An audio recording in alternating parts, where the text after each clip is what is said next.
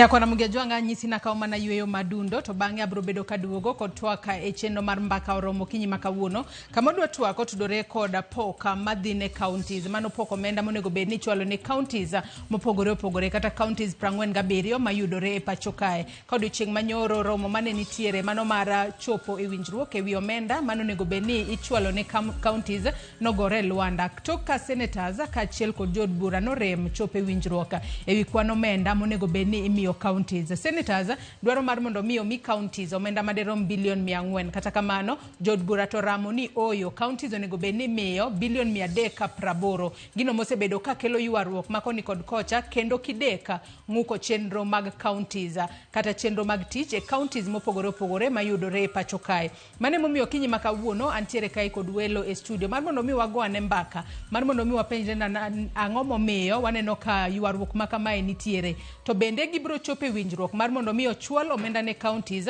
mondo jotije mag counties kik yud ng'ikruok moramora to bende seche moko jogo mad loko hala kod counties bende kik bed kod midhiero kalore ni poko chulgi nikech counties poko mi omenda kowuok e sirikal mamalo mane momiyo kinyi makawuono nyakwara Ramogi ajwang mana kaka senyisi antiere kod welo ariyo antiere kod jaod bura ma Kibra mano mwalimu Peter Orero ka chiel kod jalony e weche mag telo mano Kevin Osido yaore mheshimiwa ichio na dokinyi makawuono aneno kwaru maber wan Kibra waneno ka odido maber dukero kamano kuom gwela kendo mondo wabi wawuogi jopiny to bende arwako jogo ma neno kawuono mondo wawuoye weche mag pogo pesa mag county to gi sirkal maduong' mar government machiegni ahinya twako kinyi makawuono Kevin Osido yaore ichio nade yaore jo isa chio maber kenda doko ne Nyasaye erokamano kuom miya ngima makawuono kamano machiegni twak nyakwara Ramogi ajwang mana kaka iseneno magi welo mantiere go e studio kinyi makawuono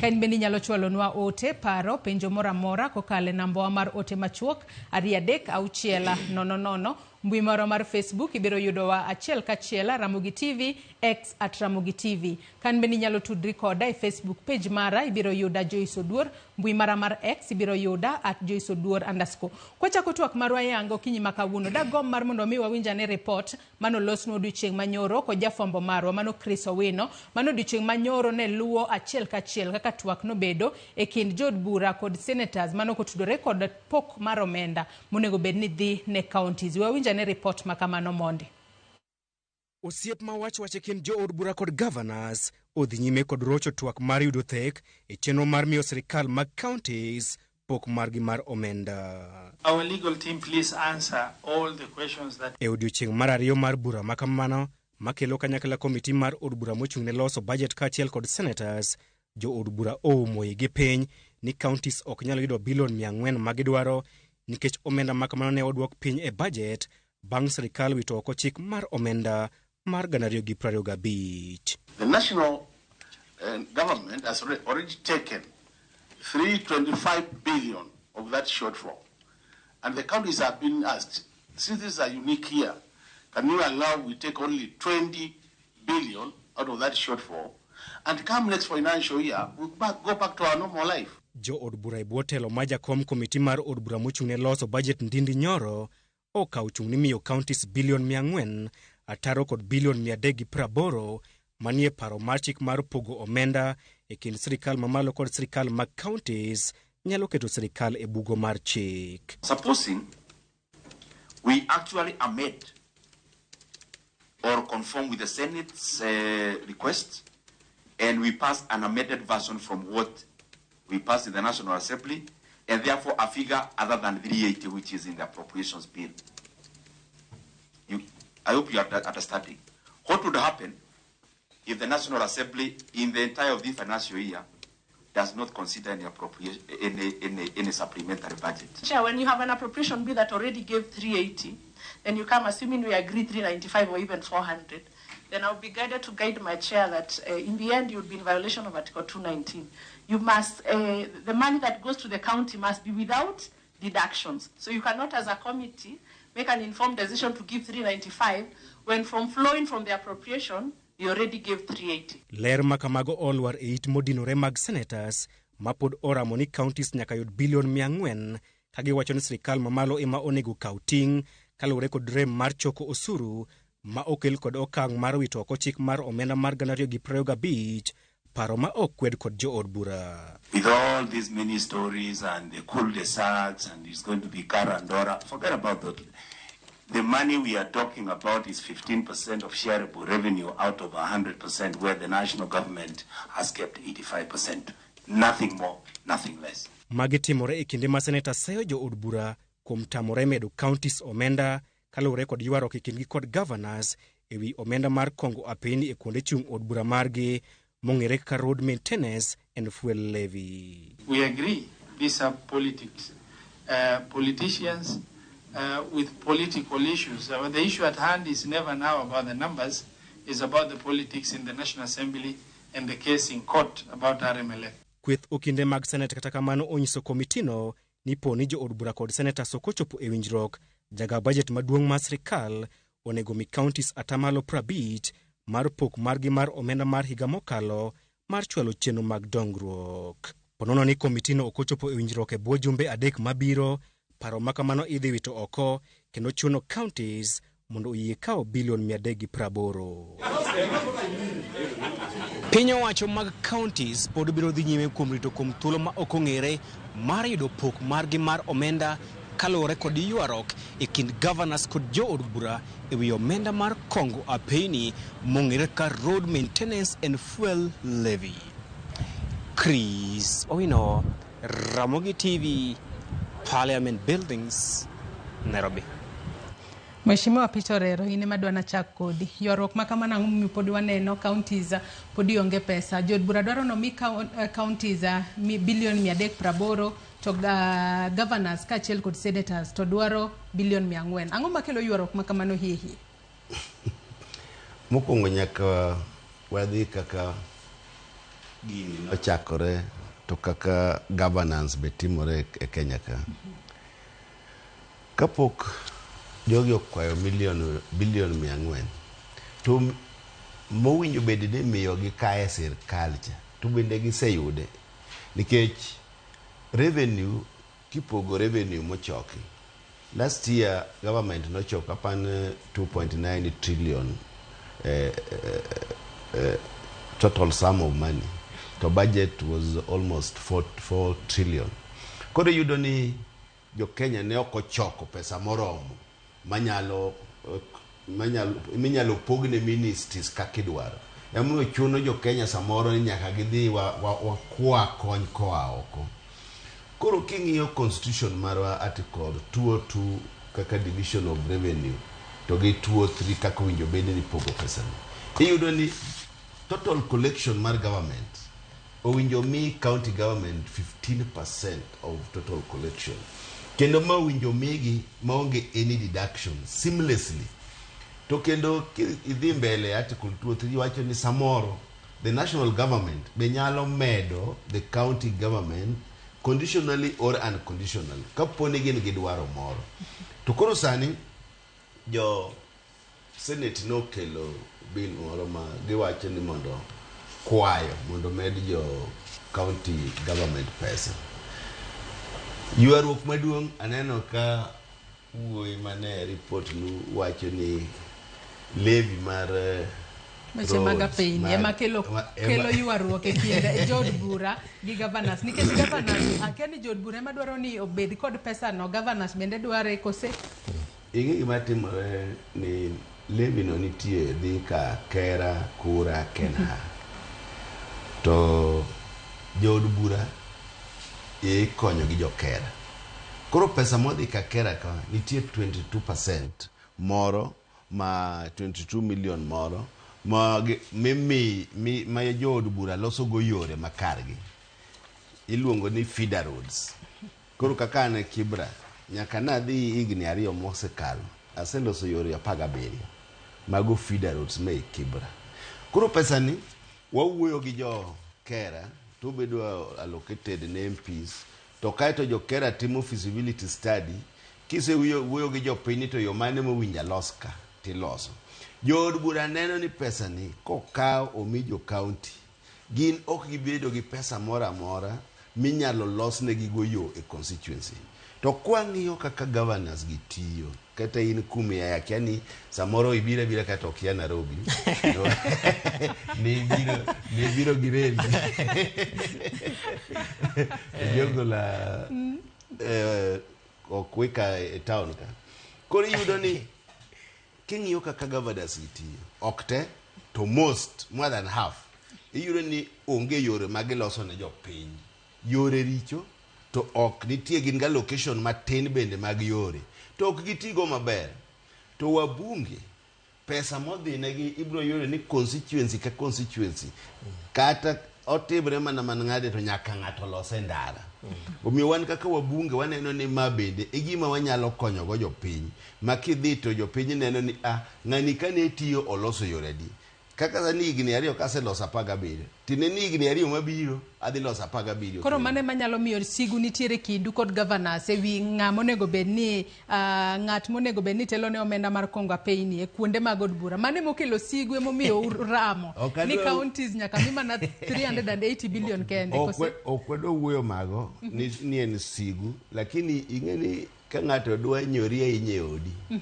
Tin bende koro ineno kaka igeng'o oinga. Koro jo od bura be apani neno ni giketo oinga moro nikech jogi neno ni dwa donjo i agola mar jo od bura. To mano mana achiel kuom gik matimore. Bill mano biro no nigi gik mang'eny. Nitie kuon ma bende nitie kuma senator dware oversight, wamegi gimoro matin kaka jo od bura. Bende nie bill kanyo. Koro lakini achiel ni yaming'i ahinya 380 ni ma ji ongore wangi. To nitie moko mopande iye kacha. Mopande iye go bibo bedo ka inyiso wa kinde madhi mbele kod TWAK. Kata kamano werwa kane Kevin Osido e TWAK okinyi makawuono. Osido kaka jalonye weche mag telo, weche gi mag revenue allocation monego bedne itimo ne counties mopogore opogore. Ere kaka onego bedne time weche mag county revenue allocation nikech ma en ywaruok mosebedo. Senators kaachiel kod governors ne gidagi chope winjruok. Mano momiyo nolos komiti machielo mar mondo mi koro gibedi gitema ne goyo mbaka odiochieng' manyoro juma mokalo ne giromo. Nyoro kendo ne giromo winjruok odagi. Erokamano Joyce. Gima timore en ni gimomiyo winjruok ni onge en nikech ka wanono kaka watimo budgeting, planning and decision making, manyiso ni kaka waloso budget marwa, chenro mar tiyo kod pesa, kaka chenro go bende luwogi, manyiso ni monitoring frameworks, nyaka gi jogo mabet e mesni kata mese maloso chikegi kata ma keto winjruok gi okwase bedo gi follow-ups malong'o. To follow-ups gi en for example gima timore between gima mheshimiwa luongo ni pesa mag loso ndara ma en roads maintenance levy fund. Ae wantiere kacha bende gi pesa moro ma bende noripo bedni miyo counties mar national libraries. Tero wae gimiluongo ni schedule 4 ma en allocation to county and national government functions. Manyiso ni tije ma sirikal mamalo ripo bedni tiyo gi sirikal mapiny mag counties. To kata ka wang'iyo tijego gi sirikache mopogore opogore go, wang'e ni nitiere gik ma waluongo ni coordinating mechanisms. For example, ywaruok mantiere between jo Senate kod jo National Assembly, jo bunge wa emanate e winjruok manobetie e gimiluongo ni National Coordinating Summit. Ma chairman mar kata jakom mar bet kata telono en rais marwa William Ruto. To kane gibet kacha gima ne governors okwayo ahinya ka summit ne bet en ni sirikal mamalo pod un gi pesa mang'eny kaluwore gi tije moripo bedni imiyo sirikache mag kor gwenge ma pok devolve. Ilongo ni fully devolving counties of functions of county governments. To functions machalo kamao e gima iluongo ni roads maintenance levy. Nikech wantiere gi king'iyo schedule 4 kanyo to wan gi milongo ni classes of roads from class ma en A nyaka class ma apani gi E. Koro nitiere roads kata ndache apaya ma sirikal ma malo ripo bedni timo gi sirikal ma piny. To institutions kaka makera gi kura ma mheshimiwa luongo go gin institutions mag national government. But tich magitiyo to gin tije mag sirikachewa mag kor gwenge magin county governments. For example, Kenya Urban Roads agency mano koro bro timo gik urban roads kaka highways and others. To kwa dhie mag rural roads to ripo bed ni itimo gigi sirikache mag kor gwenge. Koro yuarruok mantiere kae en ni summit nowinjre ni budget mar 2023-2024 to wadhi yie mondo wamiu functions moko. Among them ne entiere functions mag libraries kuonde ma ji some kata kuonde ma ng'ato nyalo donje to timo godo research mopogre. Ma wan gi million madhi 425 mane national government osecede to counties momigi. To ne giwinjre nikech Kenya, serikal marwa mar Kenya poko achieve the national target mar revenue allocation ma mheshimiwa luongo ni 2.9 trillion no. Winjruok no bet ni pesa moripo bed ni wamiyou ma en I think it was 10.9 billion mar roads maintenance levy to pod wadhi dong godo. But ka wadhi e budget mar 2024-2025 to wabro miyo sirikache ma kor gwenge pesa go. Mano e yuarruok ma waneno ka dhi mbele kacha. Ta yie gi mheshimiwa ni mano to dhi mbele but nitiere moko ma bende details gi. To details gi go nitie nikech mago ok mak jod bura ahinya. Gimomiyo mai mako gi en nikech gibe gimanyo ni to ere kaka ng'adog ne gita nyis gi ni na nyiso uni ka uyiera tadhi gero nundarani. Koro kachaka dok kendo 2027 tang no bed nadi ka gavana ema bro dok to wacho ni ndarano ane mana loso to jaod bura ma en bunge to onge gi gima odhi wacho ni. Mane yuarruok mang'eny ne waneno ka. Kamano. Makoro jod bura bende dwaro kaka gin bende ginyalo bedo kod duole. Ahinya to ka ging'iyo 2027 gi gavana kende mabiro tacho ni yawa. Mheshimiwa okinde gonge ni oseloso ndache 17. Obo dokir jokipra to wacho ne gidongi na wachunu. But in real sense okoripo bedni o engage nikech en gi CDF mabende oripo bedni timo weche mag arita, weche mag education, bursaries and infrastructural development. To king'iyo chik mar CDF to gik ma waneno kelo yuarruok e pesa mag counties gi to onge chik mar CDF kacha.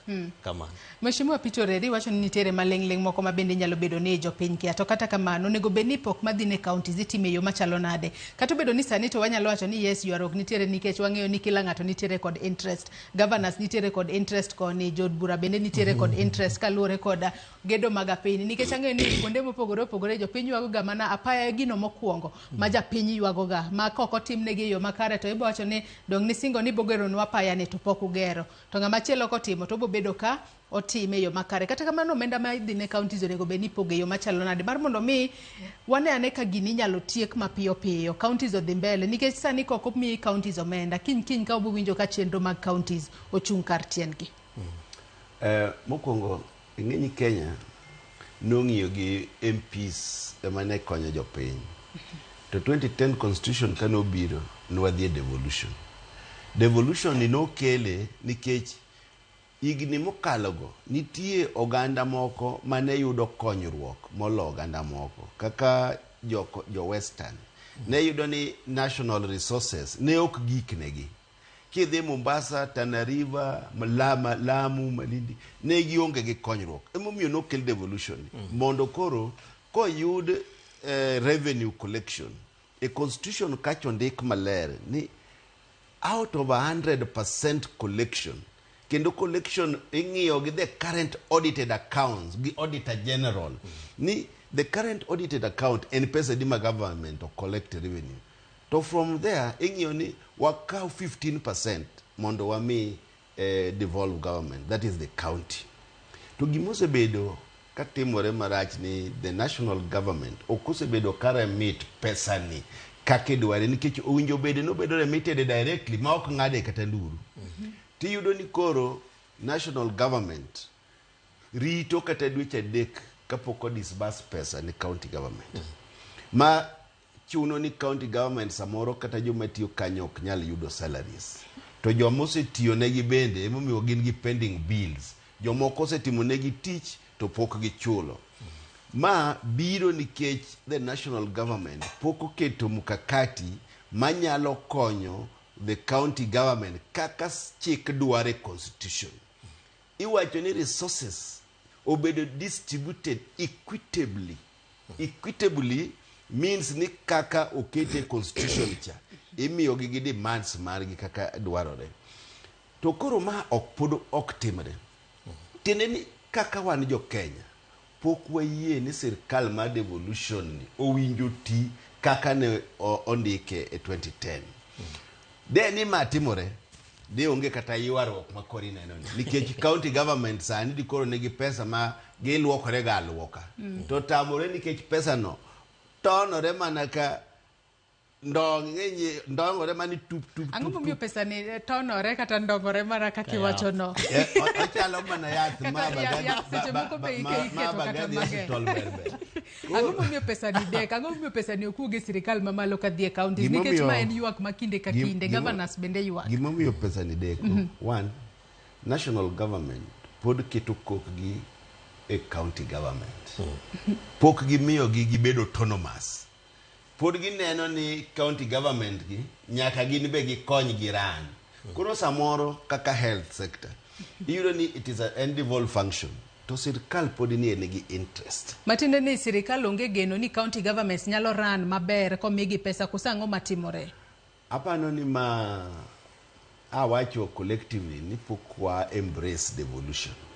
Poko embrace devolution sani koro en higni madhi apar gadek nyaka ne wachak bedo kod sirikal mar loch the successive governments mosebiro pok o embrace devolution fully. Atiyo gi term mar embracing no monda akaw gik mang'eny midwa penjogo nikech kae gi embrace to dikoro gisetero pesa ka kendo dikoro okotony ka yath. Dikoro mburore. Dikoro mburore. To en yath kaya koro machalo mar Bagadi Hospital. Koro sirkandi ni e pachgi digi wach ni devolution ni nikech ka gioro pesa no to jo Turkana dhi yudo konyruok. To jo Kwale be dhi yudo konyruok. To kamoro nitie ni Busia be dhi yudo konyruok. To nyaka Nyatike. To gineno ni ing'enye leadership nigi behaviors mopogore. Jomoko neno ni kimiyo jomoko pesa to gibiro pingi. Tiene ni koro growth mag kuonde moko nyaka didog piny. Kako osedi oganda u kocha. Omiyo mae momiyo samoro sirkal ok ter pesa ni kaka dwarore. Lakini mano mokwongo. Mar ariyo, sirkal pok ochoko pesa. Projection margi gi revenue magidhi choko every year 2023-2024 gi miss the target 2024-2025 be pok gike target. Omiyo ka ok gike target koro nyaka ging'eni to ang'o ma wadhi kawo wadhi golo. Gisiko gigolo mana pesa mowinjo bed ni oro ne governors, county government.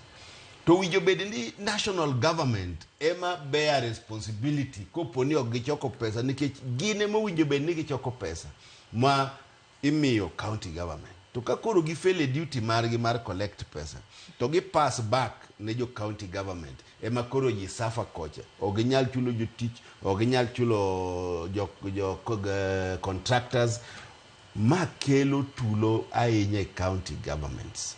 Omiyo jogo ywak lakini jo assembly to bende neno ni ya ambulumbulu marwa matini ni apoyo marwa matini ni mawan bende gima otiyo go malogo onge.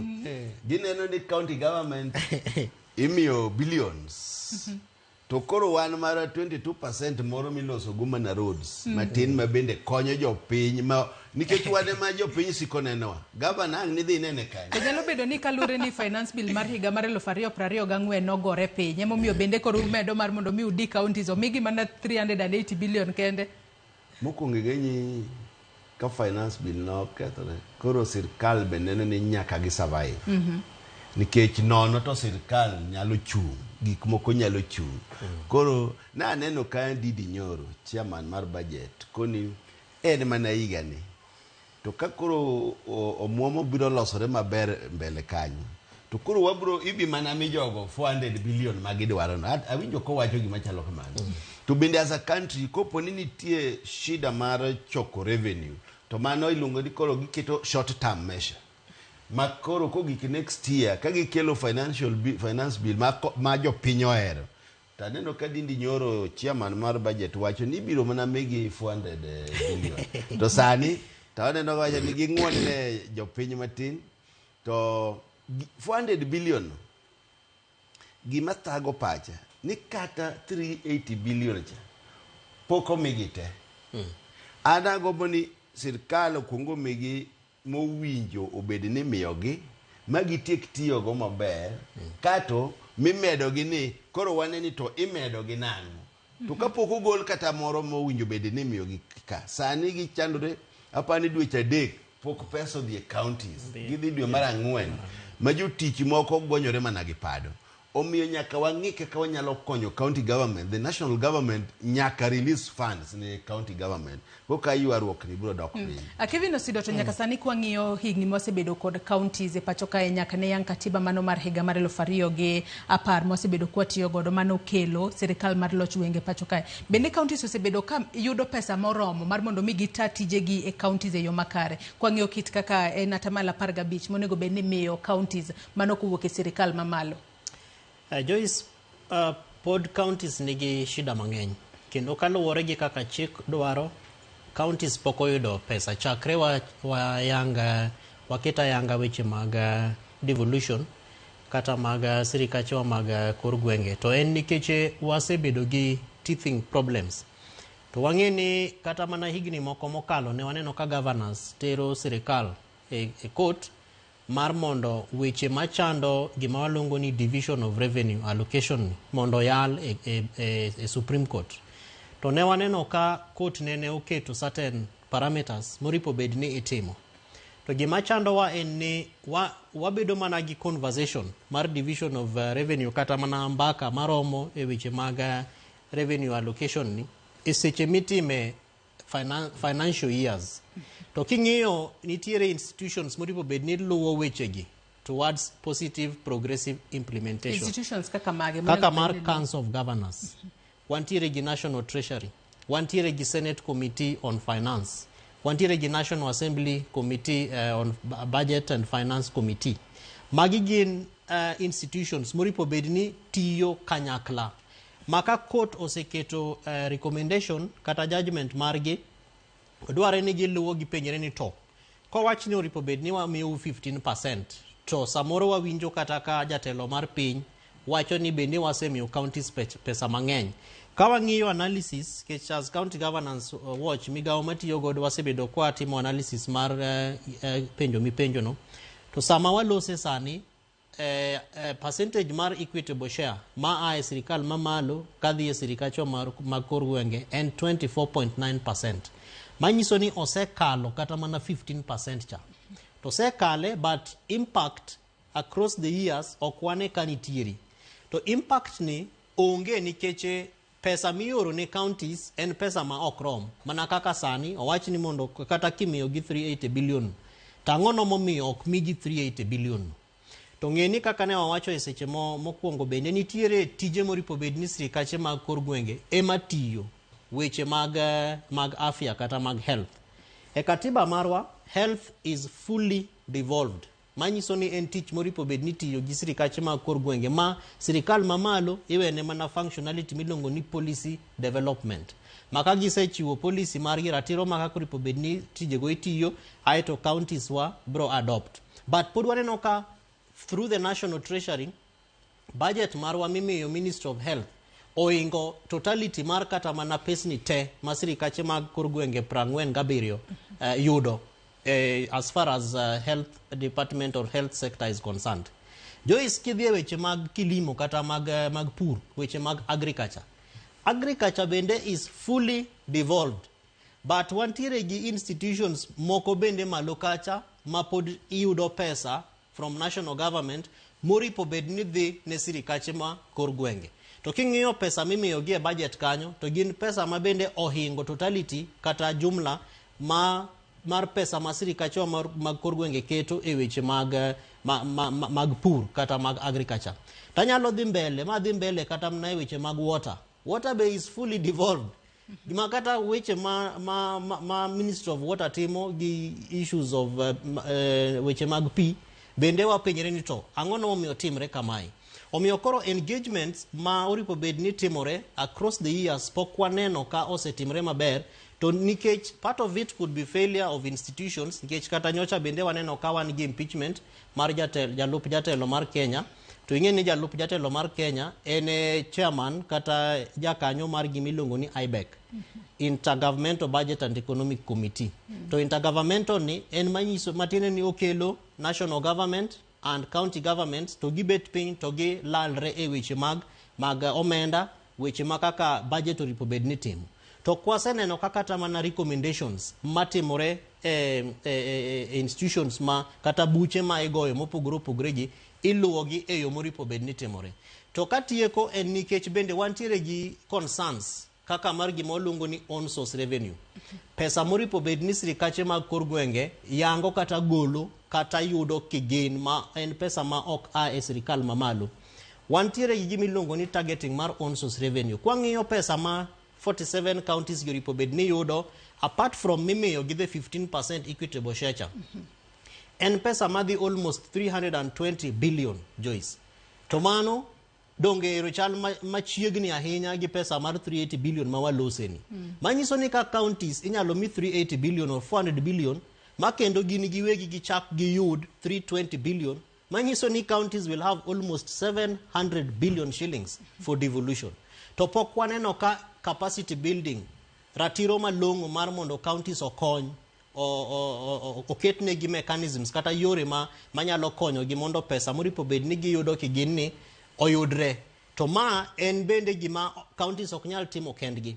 Wantiere gi State Department of Devolution, wantiere gi Commission on Revenue Allocation, ma gine ma giloso formula ma kaka koro bunge tiyo godo mar mondo gilos chik miluongo ni Division of Revenue Allocation. To ok wane ka some of the recommendations ma a institutions gi mechanisms kata yo maginyalo bet godo kigin mondo gi build capacity mar counties mondo counties obed gi yore mopogore opogore maginyalo yudo godo pes gi giwegi. County assemblies wa bende pok gitimo maber mar mondo gi kony counties kalo chike manyalo konyo gi mondo gi bed gi ratiro malong'o mar mondo gitim godo on source revenue enhancement.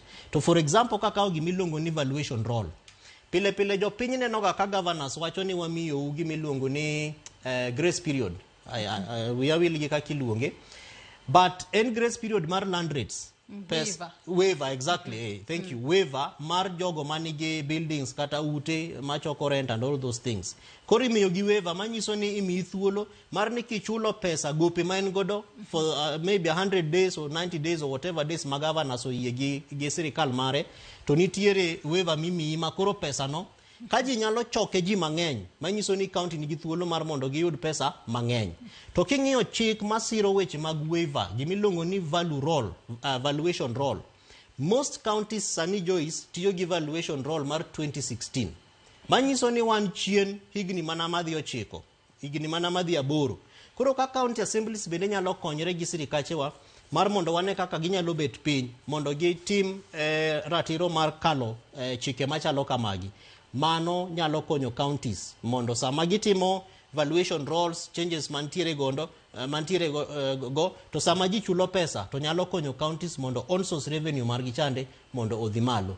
To mano nikech counties nigi more than streams, yore mopogore opogore ma counties nyalo choko godo pesa gi giwegi, more than 110 streams, from liquor licensing to cess mikalo godo ndarani to tax to land rates to entertainment, gin gik mang'eny kabisa. To rachne en ni pok wabedo gi ratiro ma wanyalo konyo, ma counties nyalo kony godo. To emomiyo ng'enyne wajaneno ga gimiluongo ni Ministry of Devolution. E sirikal mar Mheshimiwa William Ruto to waonge gi Ministry of Devolution, mak mana ni tije mag devolution te nomi jalup jatelo mar Kenya. Koro wa hope ni Mheshimiwa Kithure Kindiki nyalo konyre gi Council of Governors and Agencies kaka magwa mar mondo wane kaka wanyalo build capacity mar counties mondo on-source revenue cha mondo dhi malo. To on-source revenue kanyo kinde mathoth winjo ka report moro nogoli ni governors bende giriambo kotudore kod omenda ma giyudo kigin kata ma gichoko kigine counties. Ang'o momiyo magi biro? Kose en yo moro mar uledhi ma governors obiro godo kata county governments obiro godo mar mondo mi oneni koro ni gichoko pesa matin mondo sirikal omed gi pesa mathoth. Kose rango aparo ni gimiwacho no en gima kano chak devolution governors manokwongo donjo ka ne ok ong'e tijegi maber, to kendo negi play to the gallery ne on source revenue ni ne ok gichok malong'o. Ang'e kaunti moro mane choko 200,000 to ka gavana manyien odonjo sani gichoko $1,700,000 sani. $1,700,000. Koro tiene ni jogi counties gi nyalo collect revenue ma iwinjo nigi koriw counties 47 nyalo bedo 320 billion. Pare ni 320 billion mo mede 400 billion magidwaro cha is over 700 billion. Prudent utilization kane wanyalo tiyo gi pesa ni maber to kendo gi kolure gi chike maber. Pesa ni oromo loko ngima jo Kenya me kor gweng'. Pesa ni oromo chulo jotich kendo oromo run affairs mag county. To wach mar ni jo governors go nigu lady matin mano to anana National Assembly okanyal wacha lakini inyalo gima nyalo konyo governors owinjo gi ket system machalo e-citizen kama collection onge cash obedo cash digitalize collection of revenue. All county governments owinjo gibed forced owinjo chungi ni onge ng'at mowinjo bed ni collect cash ichoko to dhi direct and it should be integrated gi government systems ma collection mar governors reflect at the national treasury ma koro ng'ato ok dhi bedo go ledhi ni an achoko $1,200,000 to karo choko $800,000 ma dhi close gaps ma wuok kuom counties mabe koro sirkal neno na dieri jogi be konyowa choko revenue makata ka koro gidwaro nwa migi billion 400 ni ang'uma mono wamiyogi koro nyaka bende wabed IBEC ma osipno wacho ni nyaka ne jogi donje telo pok aneno meeting mar the intergovernmental budgetary economic committees nikech jogi ma shape thinking and economic policies madhi konyo sirkal maneno ni to kanye mowinjo wakimede pesa to kanye madhi monge pesa to ka koro wuoi mane chairman ni to noringo dhi chon okadwa wacho nikech okadwa open wounds en koro oduto bani kikwagusa gimoro kocha to piny to kethre ka Osiko mani kikogusa ka gino kadwa wacho nikech kiwache to ginyalo chiero osechango wadhi mbele omiyo mae makoro kwane revenue collection ni katimore maber tene ni ka in deputy president owinji ka utigi gi sinyoro ma kokoni ni chair meeting mag ministries to chair kotiyo economic budgetary committee chair to ka koro in okinyi godhiambo to in mane ndara okinyi ere kaka wadhi collect pesa gi magi be makelo gik moko mamiyo samoro the county governments ok yud pesa midwaro wa miss target mar revenue collection to koro winjo wa tighten loopholes the KRA winjo wa tighten loopholes to counties moko ing'enyi wan chon kan wadhi chiro nwaneno ga kiriwon wa tol moro kidhi chiro yo omakni tol kama manyaki chul $20 kokidonje chiro no koro magi are methods of revenue collection. Land rates kata nyoro last week naneno kore na message ni poka chulo land rates nono tibi ni monda chul nono to gidhi reprocess donge no chuna ma chulo tiene ni jogi nigi ways magi nyalo konyo go collection mag revenues kagi implement gi maber magi bedo piny magi keto legal provisions especially county government the MCAs nyaka bioko magi ket legal provisions gik makonyo gi choko revenue counties hapa ni nikech pokwa ng'iyo policies gi legal framework govern MCAs kuma gitiecha magi momiyo samoro podwa miss targets wa mag revenue collection. Kevin again nitiere wach midwa medo kanyo kata kamano yena mar mondo mi wakao yueyo madundo gi sani ngisani wakao mana yueyo madundo gi sani ka waduogo to wadhi mbele ko TWAK marwa kikidhi mabor.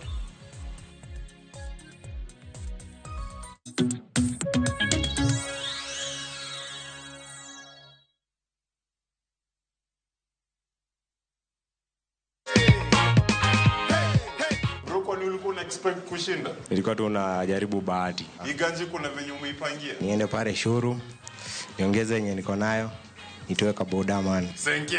Hello. Wape top shota. Acha nikupe hapa hivi goodie bag.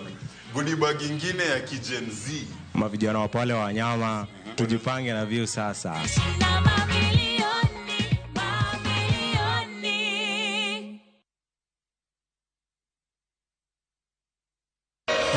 Kwa Ramogi. Regulation occurred through gimiluongo ni public participation. Beikori mar donjo matut e weche madongo e Uganda wa. Ribadhi ma wuok e NTSA ng'eny seriously. I have to say this. Wanono weche siasa kod weche mamulongi ma jopiny. Sama gigo nyaka japur. Nikech japur ni obro puro kande ni otere kanye. Buch jopiny en kama wamiyo pek paro kachiel kod nonro ma intiere godo. Wan gi chike mabeyo matayo gigi waduto te. Ok diang' wachnya every time ka ng'ato dwaro to waloko chike. Nyinga Trevor Ombija jandingo panga jo nyakach dendo nombija taya nyakwar guok kocha pesa. Wanere kendo. Tich adek ka tich adek, sa adek otieno, mana Ramogi TV.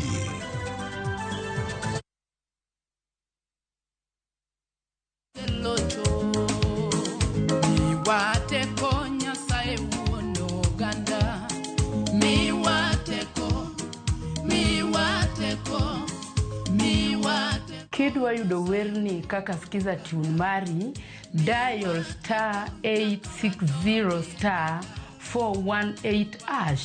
Par ni Citizen e od jower duto.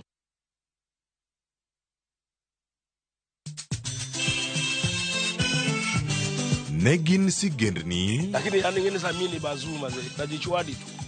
Nyiseche mag thum mane oda. Mimi nalo jambo la nisombo wakili. Wadwaro ng'eyo kama gik moko duto ne odhi maber kod kama ne ok odhi maber. Olene ni chiega to jonyuol ne jolemo kabisa. Kwa nyoke dwan jathomo nyom nyargi. Koro nobi mo maya olega. Ng'e wende, weche mopondo kod chiwruok mane omiyo gibedo jothumbewa. Atemo kano sigana mag joluo. Gini chakruok mar gimoro nyaka bed ga gi gikone. Safar ma wan go mar music mar thum en safar mabor. Riwri kod Solomon Atito Kafaya e chenro mar ng'e jothumbewa.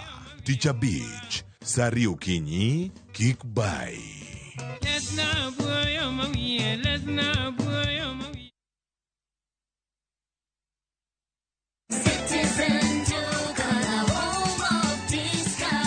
Najua unapanga kwenda shopping. Citizen Duka na Quickmart inakuletea ofa mpya ya mama mpenzi. For only 1,765 shillings unapata unga ya ugali ya 2 kg at 109 bob, unga ya chapati 2 kg at 149 bob, mchele ya basmati 2 kg at 649 bob, skari 2 kg at 279 bob, mafuta ya kupika 2 liters at 539 bob. Hizi zote ni less than 2,000 shillings, meaning una save 332 shillings ukitumia Citizen Duka. Piga *487*5#. Chagua Quickmart, then chagua mama mpenzi. Lipa na utapata message ya kwenda kuchukua package yako kwa Citizen Duka counter ya any Quickmart supermarket karibu na wewe. Citizen Duka, home of discount. Wakelo ni chenro mar ohala kod lony gi dongruok mopogore opogore. Wand kinyosi nigi pesa kitimo gima dwarore. Weche makende moa kuom jogo makelo lokruok e ngima dhano. Ohala ber nikech ohala puonji managerial skills. Lek ma in go iriembe mineni gigo chopo. Chakre gi jogo mane ochako ohala manyien. Kalure gi kaka nachako gi kuma achope. Ohala ni en ohala maber. Nyaka jotelo molony e timo ohala. Akwa jodala wate odogi ohala. Ne pek mane gikalie. Pod waonge uhuru mar ohala. Loch mane giyudo kod kinda mane gitimo e manyo gik mabeyo beyo. Ka johala ok inyal chako project ka ionge gi market. Tudri gi Cleophas Oluoch e ohala gi mwandu. Tich ang'wen ka tich ang'wen, chakre saa 1:45 otieno.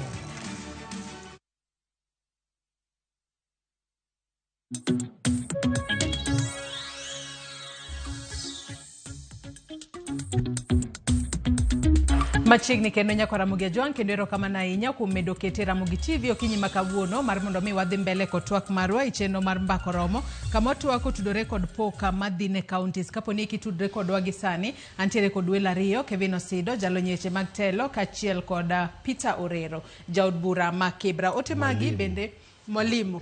Aya wacho na med kanyo mwalimu Peter Orero. Mano jaod bura ma Kibra. Wacho ni once a teacher always a teacher. Aya. Yendo winyo maber nikech kata ka jo Kibra ok oduoke. To nyalo doke puonj. Mano post 2027 to nyalo doke puonj. To pok retire. Body. I'm just 16. Kadhi pele gi twak mar Osido ntiere wach moro mane. Adwa mana medo ni waseneno ka kato bedo ni ntiere challenges ma opogore kaluwore gi on source revenue. But ntiere counties moko matimo maber. Kane wan gi gimiluongo ni State of Devolution Address mane chairperson osomonwa about 2 weeks ago. Counties madhi apar kamae ni wacho ni osetimo maber kendo gise surpass targets maggi. For example, ne wan gi counties kaka Turkana manigi 240%, Vihiga manigi at 136, Kirinyaga manigi 118, Lamu 116, Nandi 113, Wajir 110, Garissa 108, Nyeri 106, Samburu 104, and Muranga 102%. Talking you counties gi pare Joyce, ni counties gi are not even regional headquarters. Mak mana Nyeri kende. Manyiso ni samoro bende kaka watimo planning marwa. Nikech dwaro mar counties ne en ni kiluongo Nairobi for example to nikech en capital city oripo bed ni on source revenue targeting mare ni malo. But counties ma wasomo gi pare ni kata Nairobi onge, Kisumu onge, Nakuru onge, Mombasa onge. To mago e counties ma waluongo ni city counties. Manyiso ni ntiere problem moro ma counties dware ni mondo ochak ng'iyo. To part of the problem en ni counties ok involve citizens e planning and budgeting margi. Counties kaka Murang'a kane governor ochako tich to penjogi ni wan kaka county kana campaign to ne an gi priorities maker. To un kaka jopiny nikech ne wan jok mane campaign mang'eny. Koro ng'ato ka ng'ato ne nigi gik mano wachunu. Angono gini muparo ni ber kwa timo. To jogo nonyise ni wan e county waka chak e gima wan watimo maber gi coffee. To sani kidhi kata Murang'a county nikech wasedhi kuro to county government through the trade and investments department otimo ne gimiluongo ni networking and linkages to value chain. Manyiso ni koro county ong'eyo ni chak ka wadwaro to ng'ano gi ng'ano e sub counties wa manigi chak. To kagi se choko chaggi, ere kaka wanyalo link gi to opportunities kata mana kaka KICC kata kuonde machagni inyalo lose maber mause. Omiyo sami nyiewe to nitiere kaka county government nyiewe to nitie profit makore duoko ne ji. Omiyo counties ka Siaya, counties ka Migori, counties ka Homa Bay, counties manitiere along the lake region. Dware ni gichak penjo ni tang'ono momiyo counties wa ok tim maber e weche mag on source revenue, particularly ka wantiere gi streams malong'o manyalo konyo jothurwa mar mondo giyud pesa maber. To waseneno kata for example Homa Bay, Mheshimiwa Gladys Wanga temo kabisa. Kendo waseneno ka jatelo mar piny odhi kucha many times, almost 6 times. To dware ni wapenjre ni to ang'ono momiyo ang'o ma nyalo moro kata excite Kenya mangima mar mondo ginyie Homa Bay. To nitiere gik ma specific ma kata mana agencies mopogore kaka Ministry of Defense sani gintiere gi kamilose shipyards along the lake region. Wapenjre ni to koro counties wa makaluo nikech mage kama jowinjo wa mang'eny sani ae. Ere kaka serikachwa mag kor gwenge nyalo kawo pachwa mar mondo wati kodgi. Mondo challenges ma hinyo waka mondo wawerego wagwerego. To mogik Joyce bende waseneno gimoro manende mheshimiwa oluongo miluongo ni mibadhi, corruption. Bende hinyo counties wa. Of course corruption to ng'eny sirikal mamalo kae nikech kaka gik moko itimo ok wane ka itimo maber kaka chik dwaro, but dware ni mondo wang'iye ni to ere kaka wanyalo enhance citizen agency and accountability. Tarik 10 mar December as County Governance Watch wadhi launch report miluongo ni State of County Corruption. To king'iyo report no ng'eny gigo ma county timo jopiny wacho ni gikia. kendo duondgi ok kaw, pachgi ok kaw. Kaka pesa itiyo godo e budget ma giseloso ok ging'eyo. To mano is one of the ways ma especially our Luo counties kata counties mawinjo Ramogi TV nyalo chako ng'iyo ni to ere kaka wanyalo strengthen citizen prioritization. Nikech kiseketo ji networks for example kaka jok ma uso omena ka manyiso ni koro sama itimo public participation ung'egi kendo gigo ma giwacho bende unyalo timo. Ka nitiere waivers kaka ma mheshimiwa ma Murang'a County timo ne joge maloso chak, the same thing bende wanyalo benchmark ma water nyaka Siaya kata Migori kata Homa Bay kata mana Kisumu kocha. Omiyo nitiere gigo ma bende wanyalo learn from one county to the other, but ultimately to en political goodwill.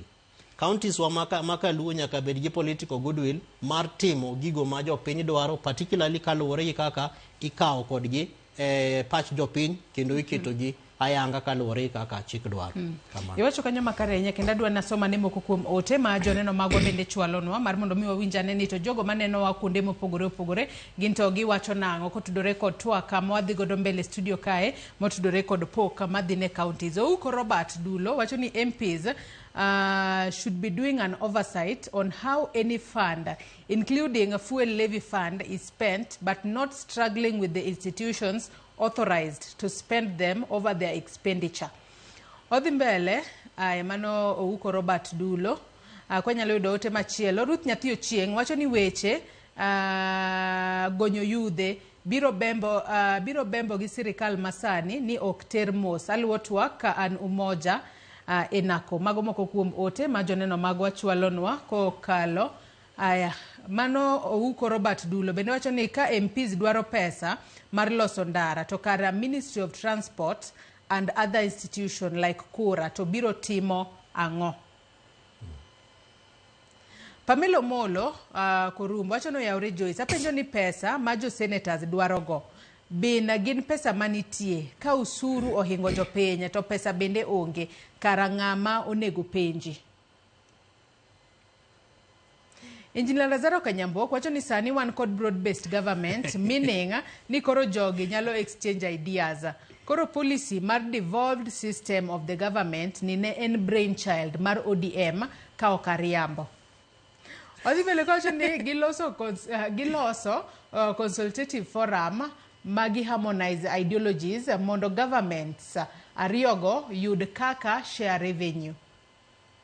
Penjo eni dibed ni pesa ema onge, mano Ruth Nyathi Ochieng openjo kanyo ni penjo eni dibed ni pesa ema onge kose siasa moro ema dhi nyime to bende en adier ni counties te pok oyudo pesa. Mogik jod bura owinjo opush wach omenda ni kaka nyocha gipush wach impeachment mar Gachagua nikech ka ok gipush to gin ma jopiny tho kodgi. Weche gonyo yudhe biro bembo gi sirikal masani ni ok ter mosa. Aluwo TWAK kan umoja enako. Mago mana moko kuom ote ma joneno magwa chwalonwa kokalo yore waduto te maga tudruok okinyi makawuono. Iwinjo ka koro iwacho ni onego push wechegi mana kaka no push weche maga thicho oko ya pisi. Jalop jatend piny machon mano Rigathi Gachagua. Lakini nitie gima dwa correct kanyo. Pes kerani levy road levy ok bine wabunge. Mano gima ji nyaka ng'e maber. Pesa ni en ni wabunge nigi thuolo mar nyiso jokera nderni ma gidwa nolosi. Koro jokera kobiro to through public participation wakonegi ni kaa ndara ni rach. Koro wadwa nulos ndara ni kendo ulos ndara. Then wang'iyo kaka iloso ndara no. Makagi loso marach to wakoni ma ok value mane utimo. Watimo oversight kanyo. Kik jopiny par ni pesa ma wawacho ni biro e account mar CDF or NGCDF ni jobunge golo to dhi loso go ndara. Ing'e ni jomoko biro paro ni pesa ni wadwaro mondo wadhi walos go ndara nikech odonjo ofuko. Pesa ni ok wane gi wang'wa. Even kaka itimo procurement ok watim procurement. Itime gi kera. The companies mitiyogo you must be pre-qualified. Nyaka bed ni gin companies ma obedo recognized gi government. Mama ne itimo gi kera. Wach yore. Koro wan tiyo maduong' en ni waen sure ni pesa mobedo allocated ni be oti kode maber makata kodong' moro to pod waluongo gi kendo ni pesa modong' no nyaka ulos nogo ndara machielo. Omiyo ok en pesa ma wabunge ema kawo to loso go ndara. Mano gima nyaka adwa lero matin. To bende penjo moro nen ka ni bina debed ni pesa ema onge kose siasa moro ema dhi nyime e sirikal. To bende nadira ni counties te pok oyudo pesa makamano. Pesa ema onge kose nitiere siasa moro, mwalimu? Ing'eni nyocha dhi e rwak mama ma Homa Bay. To ng'isa ni wacho ni pesa nindo Suba. Pesa nindo Homa Bay. Igole Nairobi titere kucha. Olwar mana konyo. To nyang' jadimu na winjo kowacho ne ji ni kik ng'ato wach ni pesa onge. Na iwinjo gi ita kowacho kamano. Omiyo waparo ni kama wadhi mbele ni. Gidhi neno kaka county governments dhi yudo pesa. To sani counties te pok oyudo pesa. Kigolo ga pesa, tigolo ni counties te dichiel. Onge gimoro ni county ma Murang'a oyudo pesa, to ma Siaya ok oyudo pesa. Koro kowach ni pesa pod onge, tiende ni onge ne counties te. Wadwa lero kamano. To wagombo ni pesa ni owinjo ogole mapiyo kaka nyalore, mondo jo counties bendo oyud kaka lokore gi jopiny ma girito kono. Apani mane manyalo konyowa nikech ko collect revenue, the national treasury owinjo bed ni dispense of revenue kaluwore gi dwaro mag counties to gi mag national government. Koro kaka the moment kaka gise collect revenue to ging'iyo kaka division of revenue chatimore, to giwacho ni mawe watere ne county to mawe wadongo. Koro wanyalo mana urge the national government and the treasury ni pesa moyudi owinjo ter ne jo county mondo jikik safa kaka sani. To Osido bende iparo ni nitiere yo makata counties kose mi pesa to nitiere kaka ginyalo keto mar mondo mi obed transparency moro bede ahinya ewi kaka counties tiyo kod pesa, nikech yudo ni nitiere counties moko mana kaka iwacho, nitiere counties moko makata kwa ng'iyo revenue magi collect o idho malo, to nitiere counties moko counties te miyo pesa adira mana kaka mheshimiwa wacho, counties te miyo pesa kendo pesa tipogo maromre. Tadira king'iyo counties moko develop, king'iyo kata yore magintiere godo kucha, osuptende magintiere godo kod kata facilities mamoko gin very developed. To kidhi e counties moko to chalo ka gima county makamano ok miga pesa, ba nyalo dhieri ni yawa kose counties moko ituono pesa kaluwore gi joma nitiere kuro koso ganda dot mawuok kuro. Bende nitiere kaka pesa mimiyo counties gi governors nyalo keto mar mondo mi transparency moro bede mondo jopiny owinje mit mar sirikal mar loch gwenge manokel kod katiba mar 2010. Joyce mano penjo maber ahinya kendo chik mag omenda manitie miluongo ni Public Finance Management Act gi dho ngere o demand ni transparency and accountability nyaka bedie. Emomiyo pesa madhi e county ok chopa kacha, nitiere process ma kaka pesa ni chopo, to process no gibor gi chek mare en gimiluongo ni budget making process. To budget making process ni en gima japiny nyaka mi teko mar duonde. Prioritization mar projects mitimo gi sirikal mar county government nyaka lu dwaro mar japiny. Problem mosebete en ni samoro dwaro mar japiny gi dwaro mar sirikal mar county opogre. Koro samidwa ni mondo kal budget tikale kaluwore gi gik manende japiny owacho. Lakini sama koro itimo implementation mar programs ki projects ma luwore kaka pesa no gol to kwane ka gik mane japiny owacho kande timre. Omiyo kendo kata jowinjo wa kuma jintiere adwa kwayogi kech ma bende en analysis ma wasetimo gimiluongo ni open government systems and partnerships, and one of the things ma wang'iyo kacha en article 35 mar katiba marwa ma en access to information. Dhiye kata mane e website mar county government mari ing'iye kinyalo download budget masani. Not up to 24 half of the counties Joyce ose upload their budgets mag 2024-2025 financial year. Omiyo mano already gitemo pando information ne jopiny. To namba 2 bende okwaseneno ka jopiny oikre mar hold the county governments accountable. manyiso ni institutions ma kaka japiny nyalo chwalo duondgi mar mondo iluongo ni giket tesre sirikal, accountability mar government bende ok timre maber nikech ng'eny jopiny oluor. Samoro ibuogi, inyalo maki kaka waseno kimako jok moko, tidhi ipandi kamoro, ok mi chiemo, kiwuok kacha to kata giminyalo wacho sirikal onge. To jopiny nyalo keto county government tesre yo machalo nade? Yore ma jopiny nyalo tiyo godo mokwongo en ni nyaka ibed gi passion mar ng'iyo kaka sirikal mari tiyo. Omiyo gimokwongo yud information.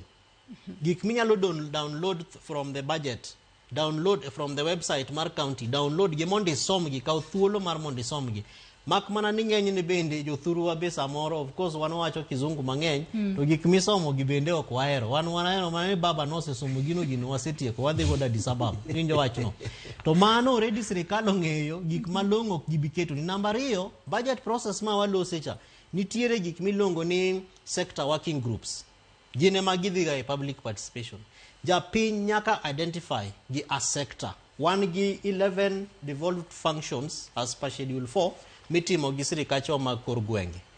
Kaka japiny penjiri ni an ka ntiere West Yoma Ward kuma Kevin Osido ae, Nyabera school kamago e kuracha. Ere ang'ono ma I'm passionate about. Obed, mheshimiwa bed mos, mheshimiwa. Obed water, weche mag pi, koso bed weche mag education, koso gin weche mag agriculture. Mondo samitimo public participation, tinyalo identify gi sector miter duondi kacha. Mar adek bende weche mag budget gi.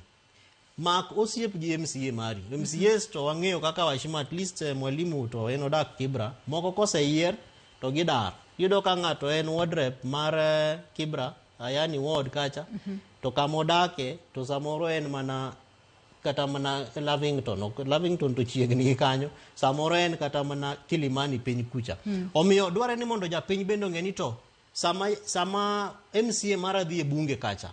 Gik ma wacho ka bende gin gik ma oloso ewi ya kalore kaka na yiere koso wacha gike. Omiyo nitiere yore mang'eny mopogore Joyce ma japiny nyalo keto godo sirikal tesre, including weche mag petitions. Inyalo ndiko petition kaka ka un jok ma odak kamoro e center moro to ndara rach. Unyalo ndiko petition mu petition sirikal mar county. Mwalimu osewacho nwaka ni gin priority margi en ni giyie gi ndara ma jopiny wacho ni mondo los taeti lose. Inyalo keto memorandum bende kata inyalo ndiko barua mipenj godo penjo. To chik bende wacho in County Governments Act ni within 14 days to barupi no oripo bed ni iyudo duoko ma. Mak na parono gi kanyo adwa wadhi achiel kachiel nyake county ma Kisumu wawinjane kaka city manager ma county ma Kisumu mana bala wanga loso gisani kotudore koda winjruok mane gichope kata bang' bedo koda TWAK kotudore koda kar yiengo nyamburko mamole mayudore county ma Kisumu. Wawinjane mondi. Noyudo kaka nonjawni. Koro momiyo koro no wawacho ni wawinjire mondo wane kaka iloso maber. Koro kata king'iyo toka kacha tineno ka wadhi keto sample stalls mang'eny mabeyo ma koro ger gi county. Koro ger gi county ma county koro ng'iyo ni kanyo onego koro bed gi jo ohala ni bus park oyaw, offices be wadhi yaw. Wadwa locate sako ka sako, wadwa nomi space margi gi office gi. Gimo wadwa timo. Bus local transport makae be wadwa nomi space maggi. Jo tuk gi boda gi jo ohala. E tich makoro tiyore ka. Mabasa mwadhi by the time mwadhi Christmas kwa yao January to ka wasetieko koro operate. Ero kamano.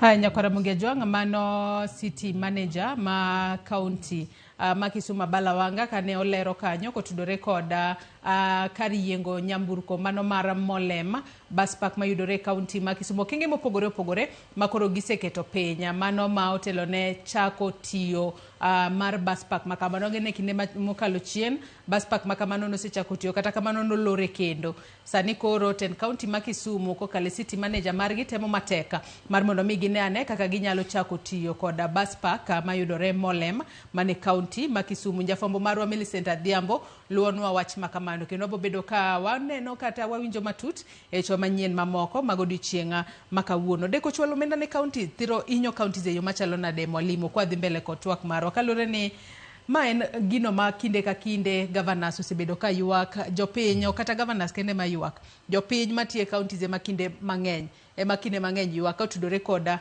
deko chwalo menda ne counties. Ema miyo kacha kota wacho ni sirkal poko embrace devolution. Tiene ni sani jopiny neno ni konyruok gi maginyalo yudo machiegni en koa kuom governors, operations mag governors. Kendo inyalo yudo ni ji mangi ojusi mang'eny nodhi mondiki county governments mondo gikony wagero thuchewa. To ka koro pesa mawinjo gitigo ka mondo gigergo thuchewa ok bi e yo makare. Iyudo ni jok mondikigo jomoko ose tho mana nikech stress. Ka in gi family to pok ochuli dweche 4 to nyithindo be ng'ika madwa dhi skul dwa dhi mama mabe idak gi ot to gweri okinyi godhiambo ma kaki lokri onge. Jomoko wacho ni kare tho yot molo bedo gi ngima. Jomoko be stress emanego. Contractors mang'eny moko se dhie depression gige gi osepe pesa mane giole bank nikech pesa ma remittance mar funds ma national government ok gik ni county government. Ma osekelo midhiero mang'eny ahinya kuonde ma wae kaka counties wa. Remittance mar pesa ma national government owinjo bed prompt, owinjo bed ni ka pesa ni owuok timiyo governors mondo gin be ginyalo plan kaka ginyalo tiyo gomenda ni. Kata budget process mowacho no nyalo mana timore king'eyo ni kiny nitiere pesa mwadhi tiyogo e this budgeting process gik matime budget gi. To kopo ni timo budget to pesa no onge, budget is just a projection gi gima owinjo bed ni dhi timo mbele kanyo. To kionge gi ways and means minyalo timo go, minyalo implement go budget ni, to onge gima konyo wago. Waneno ni sirkal ok tim maber.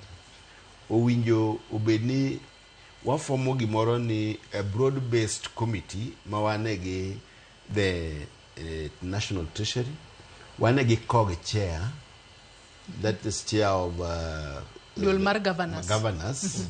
Then wachako wabedo gi National Assembly, to wachako wabedo gi Senate, maybe gi budget committee, mondo jogi ofom gimoro ma broad base mang'iyo flow and implementation mag remittance of revenue madhi piny mar gik ne jopiny.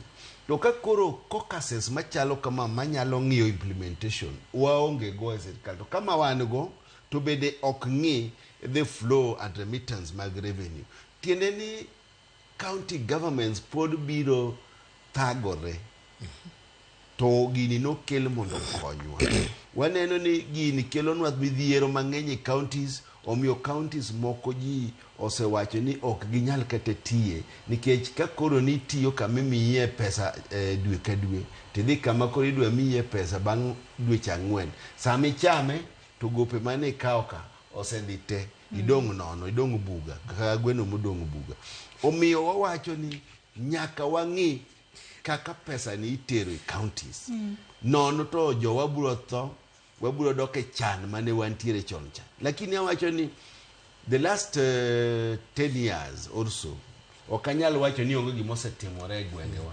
Tinde kata kidhi dala sani an nadhi Homa Bay, wan gi beaches kocha, inyalo ninda kaka idwaro. Kamoro amora midwa dhi inyalo dhi. Wedhi Mombasa kaka in samoro samoro kero Mombasa. To jomoko mohero dhi Mombasa koro lokuru pachu uchom koro kaka Homa Bay nitie beaches ma inyalo donjo iland gi ndege kanyo midage kanyo in metie beach inene maber to be kidwa neno gik mabeyo bende ni kono. Omiyo kanyal wacho ni devolution poko konyowa. Nitie kuond ma devolutions osekonyo maber. Sani kata kidhi Homa Bay tineno ka nitie grofni moger maber, ji bende wuotho maber. En mana ni pesa ni kadi kele kako winyo kele. Dikoro thuche wachalo mana gi Nairobi ka.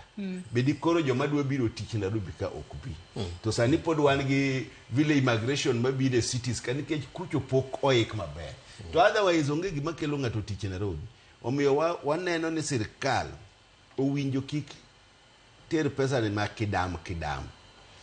Owinjo kaka ji osewinjore, kaka ine constitution, walu constitution, kik wa violate constitution, gik mar devolve, bed agriculture.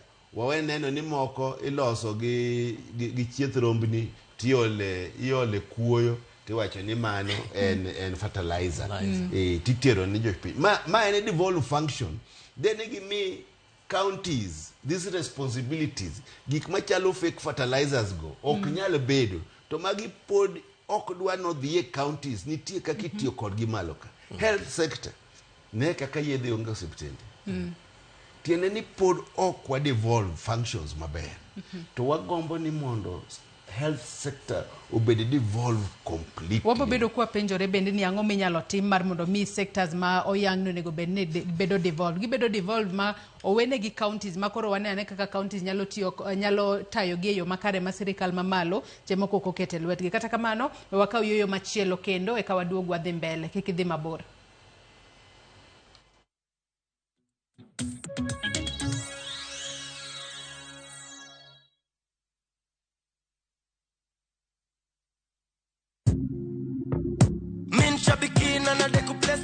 My name is John Dungo Mwangi from Subukia. I've been participating in Aviator for quite some time. I've been praying that one day luck will be on my side. I will continue playing because there are stakes there that are higher than what I got. I won big on Shabiki Aviator. Changamkia Aviator on Shabiki.com. Not for persons under the age of 18. Authorized and regulated by BCLB license number 428.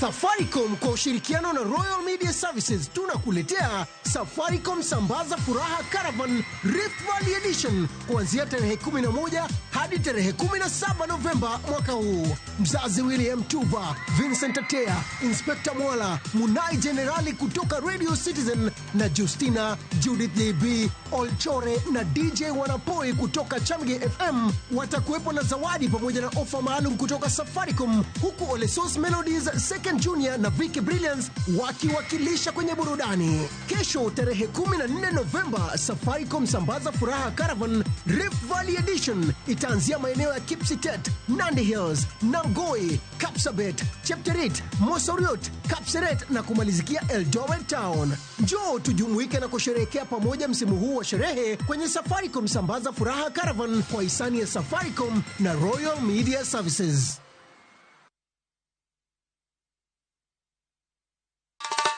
Ma e chenro makeloni danji maliet. Ma e chenro makeloni weche mamolo seche duto. We are only beating job. Kik od belo bai. Kabuona ngol moral mar ndakel belo kaka winjore. Ma e chenro makeloni duond yawuoto nagi. To wakwaro were bende kiyudo matin kik icham te. Ikungo. Duond mine. Kaja odi miyo nigi pesa malo dichuo. Support. Kodo hala. Gimotimo as a fashion house, we measure in both ladies gi chuo. Mane mbak ndalo chakre wuok tich nyaka tich abich saa 8 odiechieng'. Mane Ramogi TV.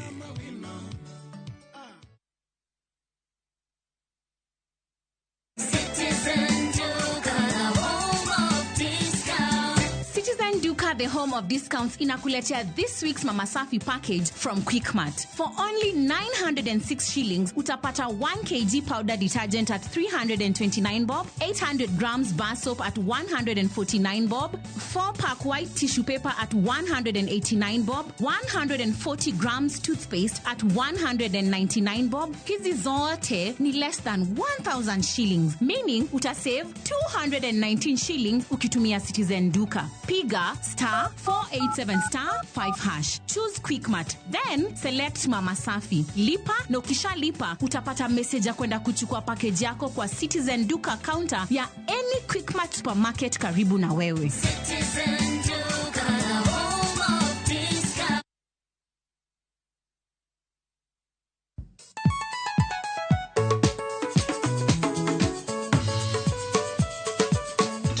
Teacher Beach kocha kore sangwen wakelo ni ngoma mobedo pink design wakare Ramogi TV biro kanyakla kachiel kod Ramogi Radio kama bende stima riwo record P Yonya wauntie kikubed mabor jakoro mgenye nikech kai ekumi yudo gik mamit kabisa Ramogi Night this Ukange gimoro tawinjo maintain your position in the Udakanyoka fire goody a local instrumental wawachoni kete manaka Teacher Beach ka Teacher Beach sangwen otieno Bali Adventure na View Travel. Explore the vibrant culture, pristine beaches, and the serene landscapes. Enjoy Kuta or Nusa Dua, Gili Trawangan, and Ubud. Ride a horse cart and hop between islands by a fast boat. Escape to Bali's paradise for 8 days, starting from $2,067 per person sharing. Angukia deals moto na View Travel. Book now and lipa pole pole. Visit viewtravel.com or call and WhatsApp 0703 254 254. View Travel. Dream, explore, discover.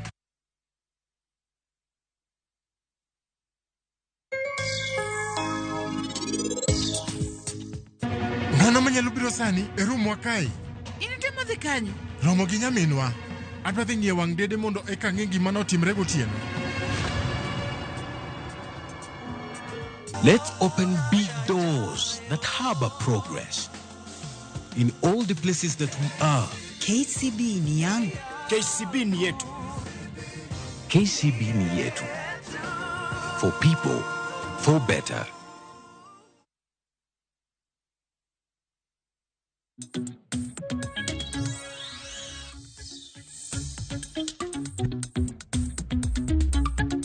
Machiegni kendo nyako Ramogi Ajwang' wadhi mbele koda mbaka e chenro mar mbaka oromo kinyi makawuono kama goyo mbaka e studio ka kod mwalimu Peter Orero jaod bura ma Kibra kaachiel kod Kevin Osido jalonya e weche mag telo med chwalo penjo ote magi moko kuom gabo bedo kasomo kata kamano adong' mana gi thuolo matin to atieko twak mar okinyi makawuono kapok ne wadhi yweyo penjo kanyo ni ere kaka chenro magen devolved inyalo ensure ni gibedo devolved fully ma sirikal mamalo ko bedo kod lwedo moramora wati kod ranyisi sekta mar thieth en achiel kuom sectors manoket ne counties sector mar pur bende en sector manoket ne counties kata kamano waseneno ka gin moko kuom sectors ma jopiny osebedo ka ywak ahinya nyaka tiyo kod sector mar thieth wadhi e sector mar thieth sani jopiny nitiere kod midhiero mopogore opogore wantiere kod okuma manyien mar thieth ma sani tiyo jopiny pod ywak kata kamano lakteche bende kinde mathoth osebedo ka ywak ahinya nyaka tudore kod sector mar thieth ere kaka inyalo kony mondo counties ka koro keto gigi e lwetgi gitagi e yo makare maonge ohinga moro amora Osido. Joyce mano penjo maber to nitiere nonro mang'eny mosetim kaka mosetim manyiso kaka wanyalo reso sectors mopogore opogore kuom ranyisi marwa mar thieth to ng'eni ywak ma osebetie kanitie to kapok wadhi e ywagno wang'eni sectors mane bedo devolved ne luwore gi jok manobet bomas nikech ne wan gi delegates manobet bomas kaniloso katiba ni to nopenji ni to koro kaluwore gi history mar service delivery kaka gik tije mopogore opogore osebedo katimre magi gini ma jopiny dwaro ni mondo kel machiegni ahinya kuomgi to ne giwacho ni mang'eny ma wadwa ni mondo kelnwa machiegni gin gima agriculture, water, health, ang'ogo ma bang'e oketgi e katiba kae. Gima oripo bed ni watimo mokwongo en political goodwill. Political goodwill mar devolution mar functions gi onge.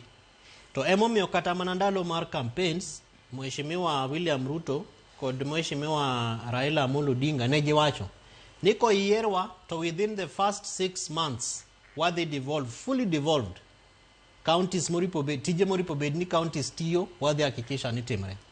But challenge manitiere wang'e ni sama watimo devolution mar functions gi bende nitiere cartels moko kacha mobet kendo magi chunga ni to koro eke tenders madhi biro to ng'ano gini madhi kawo gi to ere kaka idhi chulgi. Omiyo mago gin challenges mokwongo. Namba 2 bende wan gi challenge mar human resource management. For example, iwacho weche mag health to ng'enyne wasenyaka neno kata mana ka health service providers bende wacho ni mana kaka timre gi weche mag puonj nikech untiere gi commission miluongo ni Teachers Service Commission kendo wantiere gi commissions mopogore opogore nyaka Public Service Commission. Wabende miwauru commission marwa mar health sector providers. To gimomiyo giwacho kamae en nikech kaluwore gi kaka recruitment itimo Joyce. Ng'eni kaka daktari indiko tich gi training ma daktari dhiye ok chal gi mar commissions mamoko gi bende. Nitiere processes mokwongo nyaka idhi university kiani en 7 years misom ai kia kanyo idhi kia MTC team kia attachment uketi ya hospital idhi internship for another number of years and months ok nyal pim gi these others. Kia emano to bende wantiere gi challenges mang'eny ne bende waneno ka jogo matiye sector mar health bende chwalo Council of Governors kacha kata ng'enyne ka gitimo mandamano to waneno ka giwacho ni samoro in daktari achiel facility mar sub county te. Yeni sub county is almost the size of a constituency. Manyiso ni nitiere osiptande moko bende levels mopogore opogore obed level 2 obed level 3 kata mna level 4 to in daktari achiel ma samitimo referral to in ming'i to samoro bendi somo to kata mna rusa mar mondo idhi ijiwri kendo mondo itiegri med teko mar gimisomono bende okmi. To mae luwore gi arrangements ma counties nitiere godo with their own different providers e counties kanyo. Emomiyo health service providers nowacho ni miwauru commission mar jowa ma understand kaka gigi oripo bedni itimo as opposed to maybe waziri moripo bedni ma mi thuolo to waziri moripo bedni mi thuolo to en jaboda moro for example manod siro governor ahinya mo governor oyier mowacho ni an koyiera tadhi keti waziri. Koro waziri ni ikwaye ga rusa to penyre gan to koro into idwa ga dhi rusa to jogi to ng'ano madhi thiedhogi. Omiyo ywaruok mang'eny e counties ni tiyo boda ma waziri awacho ni kuom to doge mwalimu doge nino kama oko be noriembe tich kani wacho ni kata kalor ni gionge loy mar telo ne sectors go ine sector to tich mitiyo kanyo be ok ne to be ok understand. Omiyo counties nigi challenges to gin challenges ma ka wanyalo agree ni wadwa ni mondo devolution mondo owak ne jopiny to gin challenges ma wanyalo address to gima waluongo ni political goodwill cha ng'eni part of those challenges a human resource kacha Joyce bende en ni ang'ono midhi timo for example with health jo teach mantiere e Ministry of Health Afya House kai ing'eni en gorofe ma moro ni ewi moro kama to gina jok mobet ma bende gibe gyudo gichamo msara samoro gin bende directors ma samodhi e county kacha PDMs moyudo facilitation so many things ma en tije na bete office kanyo to ko winjo ni timo malaria campaign eko wuok koro ng'eni mago bende gin jok ma ilongo ni jok kanyo mabro hakikisha ni ing'eni samitero health county fully devolving manyiso ni jomoko bende dhi riemb tich. Koro mago bende gin challenges ma samoro miyo okwane ka devolution of functions gi timre in totality. Ini sanwa dongi dakika bich kendo Osido kapok watieko twak mar okinyi makawuono tadwa ni duok na penjo ni ng'ato penjo kae ni osuru ma ichoko e counties tije enang'o to miyoro gi sirikal mamalo to tije enang'o kachiel kod wach ni mogik mana mapiyo piyo Osido. Koro wan gi kaluwore gi tije ma wawachogo nitiere pesa ma osuru ma ae sirikal mamalo miluongo ni equitable share nitiere gik moripo bedni o address. Ng'eni county kacha bende wan gi miluongo ni development financing manyiso ni gin pesa mitiyo godo e weche mag dongruok to wantiere nyaka gi miluongo ni recurrent budget pesa ma itiyo go pile kaka mag chulo weche miluongo ni SHA gi weche mag salaries mag jotich transport nyiewo mtokni and among other things. Koro pesa go te ikete budget achiel to kaluwore gi kaka jopiny oyie gi sirikal then pesa no tiyo. Emomiyo penjo no dware ni mondo jopiny hakikisha ni samitimo budget to ging'eyo ni to on source revenue targeting sirikal owacho no dhi yudo di tidhi tim kod jang'ono nikech mano bende ni e chik ni dware ni sami wacho ni pesa midhi yudo idhi timo godo ang'ono to dware ni kete ayanga mondo jopiny owinje. Wachna mogik en ni jopiny mondo wabeduru e kanyakla mar mondo waket sirikachewa ma kor gwenge tesre mondo devolution ma waloseni oti kodwa. Kin gi namba mar mbunge mora amora kata mbunge mari to orne message kaka ne watimo mar jenzicha mondo gihakikisha ni gimilongo ni division of revenue allocation mar counties pesa no odhi e counties. Anadhi chako gi mwalimu ka obera ino siep na ke nadhi wacho ne ni los go siepe ni kabwan mondo pesa no e counties. Mwalimu picho no wachni mogiko tudore kod poko madhi ne counties idhi mosi jopiny dhi mosi kochakore sani ing'eni koro en ochako kelo no wach jensika to nyocha wach no wasetieko maber koro en dwa idhi mosi chiero juogi manyocha wasedilo.